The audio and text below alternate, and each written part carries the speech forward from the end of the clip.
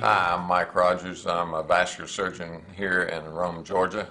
I practice at the Harbin Clinic and do a lot of my operating here at the Redmond Regional Medical Center. I've been here in Rome for around 30 years. In terms of my training, I did my undergraduate work at the University of Kentucky and also went to medical school there. Following that, I spent 5 years at Vanderbilt University in Nashville, Tennessee, doing my surgical residency, and subsequent to that I moved to Dallas and did my vascular fellowship at the Baylor University Hospital in Dallas, Texas.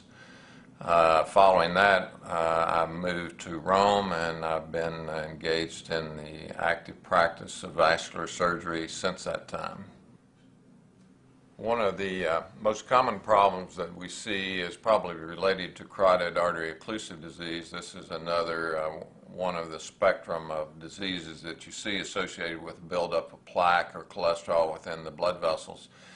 And it's probably one of the most common operations that we have to do, where we go in and actually clean the blood vessel out, the carotid artery in the neck. The indications for that usually is a buildup of plaque. The blockage for a symptomatic patient would usually be at least 50 to 60% and associated with symptoms. Now, a lot of the patients, however, that we see actually are asymptomatic, but we find when we do scans, carotid ultrasound scans, that they may have significant buildup of plaque that is approaching a very severe and oftentimes even a critical range. And when it gets up around 80%, which is the cutoff for the critical range, well, then we usually recommend considering an operation to go in and actually clean that plaque out. And that's an operation that's been around for a long time. It's a very safe operation. It's been proven time and again, in terms of the efficacy of preventing strokes and preventing other neurologic sequelae related to the buildup of that plaque. People might wonder, well, what sort of symptoms would I have if I had that sort of plaque buildup? And many times what you will see is what we call TIAs, or transient ischemic attacks. Some people call these mini strokes, and what they actually are is you get a little piece of plaque or a little piece of platelets or blood clots that form on the plaque, and it breaks loose and goes to the brain, and what it causes is a transient loss of function in that part of the brain. And when that happens, the patient may have a transient loss of function of an arm or a leg or both. Sometimes if they go to the little blood vessels involving the retina or the eye, you can have a transient loss of vision just involving one eye, and that's pretty pathognomonic of that sort of problem in terms of carotid artery blockage or stenosis. So that is a significant problem, and certainly if you're symptomatic, it's something that you need to see your regular physician about.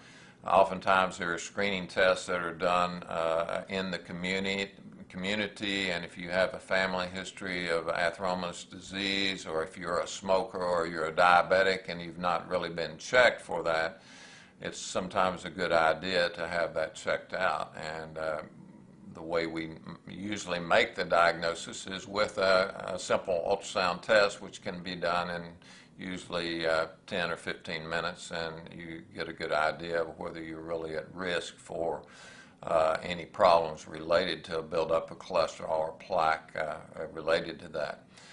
One of the newer procedures that sometimes is performed for carotid artery occlusive disease is sometimes using a balloon or stent to go in and open the blood vessel up. And although we have that available, it's really not been approved for use except in symptomatic patients who are high risk, and there are a number of factors that make you at high risk, including heart failure and heart complications and previous neck irradiation and previous operations and so forth, which we can't really go into detail right now. But suffice it to say, if you're a good candidate and you're a reasonable candidate for open surgery, probably the open operation is actually the safer procedure based on the results of multiple studies which have been done both here and in Europe over the last 10 to 15 years. So the carotid endarterectomy operation is one that has proven the test of time and continues to be the gold standard that we use when we compare any other treatment of that problem.